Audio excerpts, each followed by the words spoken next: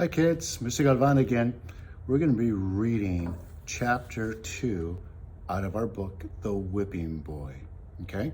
Chapter 2, when the prince cannot write his name.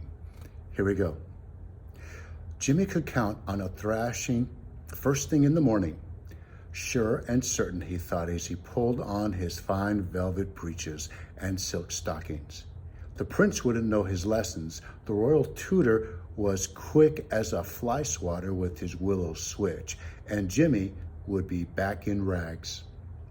"Take a last look at me, Pa, rest your bones," he muttered to himself. "Did you ever think I'd be holed up in the king's own castle and all rigged up in duds would shame a peacock? Reckon I'll fetch a pair of sharp-toothed ferrets and go a rat-catching same as you, Pa."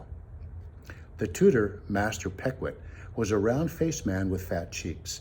He pointed his switch at the prince. "You fiddle-faddle scholar," he bellowed. "One day you'll be king, and you still don't know the alphabet from pig tracks." The prince snapped his fingers. "I can always get someone to read for me."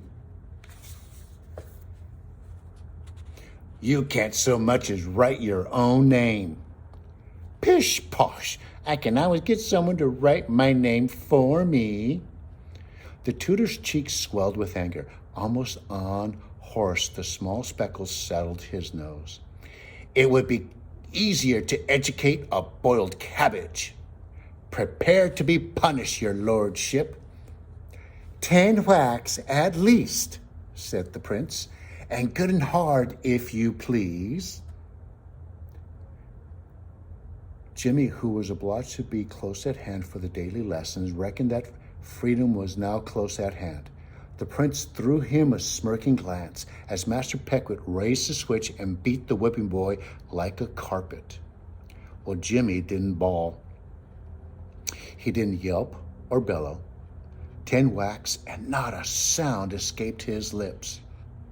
"Ooh, you contrary rascal," the prince exploded. "I'm on to you, Jimmy from the streets. It's pure spite that you won't howl. Think you can cross me and get away with it? Ha, never and no how." "Gaw," thought Jimmy. He's going back on his word. "And don't even try to run away. I'll have you tracked down till your tongue hangs out like a red flag." And so it went on for more than a year. The prince learned nothing. The whipping boy learned to read, write, and do sums. And that's chapter 2.